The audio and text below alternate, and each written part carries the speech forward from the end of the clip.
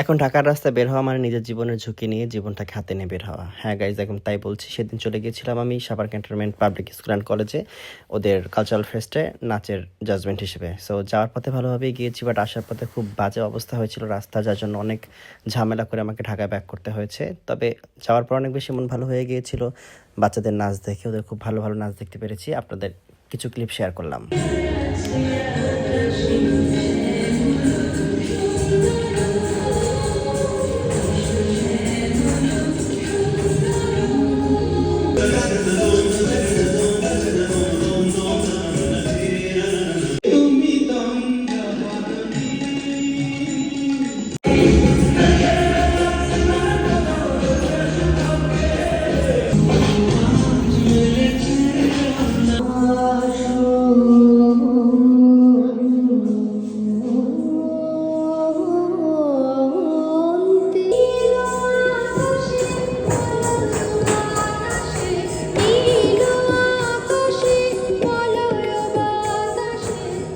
প্রতিযোগিতার একটি পার্ট শেষ করে সেকেন্ড পার্টের জন্য লম্বা একটি গ্যাপ ছিল। তো সেই গ্যাপে আমার সাথে যে জাজমেন্ট ছিল দীপ্ত পাল, ও আমাকে ক্যাম্পাসটি ভালো করে ঘুরিয়ে দেখায়। ও অনেক ভালো, অনেক হেল্পফুল। সব কিছু মিলিয়ে আসার সময় আমাকে অনেক হেল্প করেছে। রাস্তাঘাটে ঝামেলা হচ্ছিল খুব।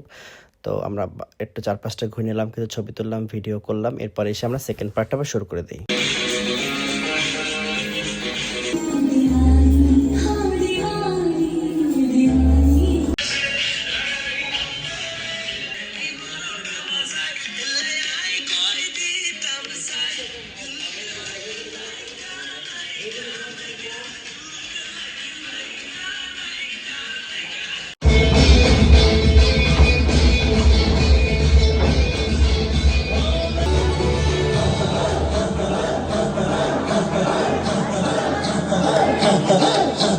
बजने दे धड़क धड़क ढोल ताश धड़क धड़क भंडारा झिड़क झिड़क অনেক ঝামেলার ভিতরেও আমরা চারজন বিচারক খুব সুন্দরভাবে নাচের জাজমেন্ট সম্পন্ন করে ঢাকার উদ্দেশ্যে রওনা দেই। যদিও আসার সময় একটু ঝামেলা হয়েছিল, তবে সবকিছু মিলে অনেক বেশি ভালো লেগেছে।